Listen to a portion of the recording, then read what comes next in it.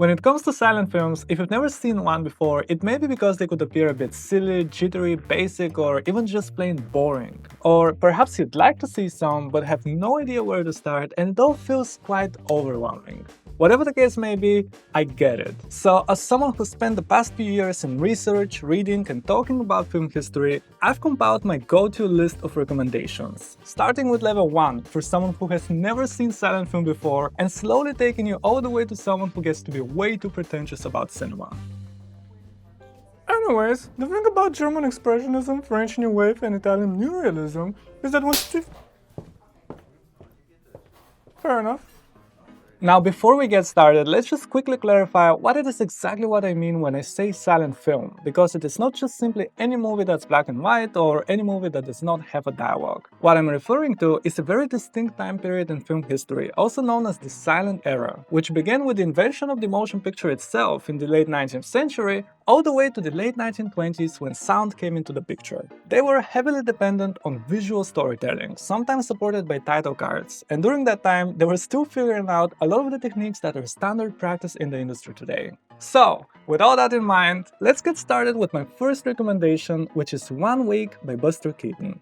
Every time someone asks me about silent films, I always encourage them to see this one. Not only because it is my personal favorite, but because it is a very easy watch, and most importantly, it is just as funny and creative now as it was when it first came out, which at this point is almost a century ago. The story is about a newlywed couple who receives a build-yourself house as a wedding gift. However, the jealous man who is still in love with the bride switches the numbers on the boxes with all the parts and leads to all kinds of hilarious situations. We have breaking the fourth wall, visual gags, setups, payoffs, stunts, some really funny ideas, and it is all packed in a very simple and easy to follow structure. 1 Week features and is written and directed by the great Buster Keaton, who is not only my favorite silent era filmmaker, but one of my favorite filmmakers in general. So as a side quest, I would recommend to go and check out most of his filmography, starting with shorts like The Code and Convict 13. Seriously, watch some Buster Keaton. But of course, we cannot talk about the silent era without mentioning some of the other greats like Charlie Chaplin, Harold Lloyd, Alice Guy Blaché, and Louis Weber, to name a few.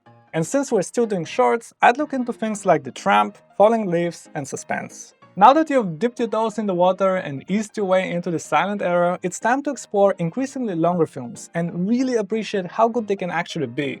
Not just good by silent era standards, but by any standards, including modern ones. You can start with Sherlock Jr, which is around the 45-minute mark by, you guessed it, Buster Keaton, and move on to your first feature-length with Safety Last by Harold Lloyd.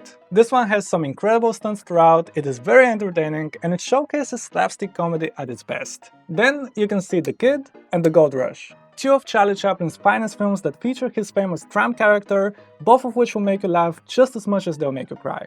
This is actually what I think separated Charlie Chaplin from a lot of his contemporaries, the fact that he managed to incorporate social commentary and heavier topics like poverty and inequality into his movies, and use comedy as the vehicle to address them. Speaking of which, up until this point we've mostly stuck with comedies, because honestly, I believe that they're the easiest to get into from that time period, but by now, you should be pretty comfortable to explore some other genres as well. Starting with sci-fi, an undeniable classic is the 1927 epic Metropolis, which takes place in a futuristic city and has a lot of genre-defining sci-fi elements to it. If anything, just watching it to see the future from the lens of someone in the past is a lot of fun, but it also helps that it is actually a great movie.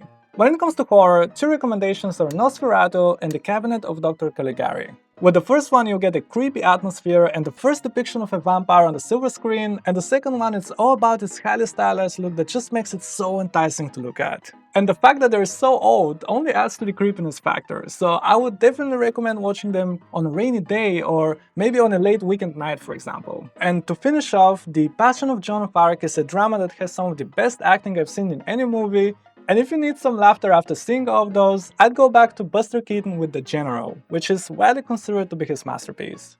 Level 3 is where it gets a bit geeky. It is all about watching silent films that are not necessarily particularly good, but because they're important in some historical context, either by being the first ones to utilize a certain technique or having achieved some breakthrough that advanced the art of cinema in general. You can start at the beginning, with workers leaving the factory, which is exactly what it sounds like, a shot of workers leaving a factory, but also one of the first motion pictures to be shown to the general public by the Lumiere brothers in 1895.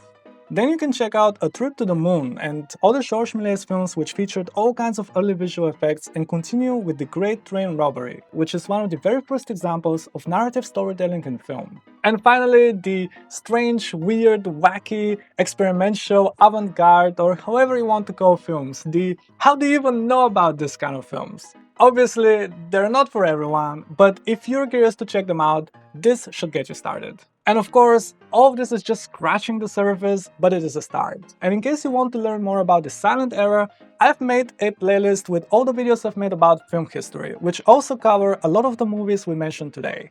Enjoy!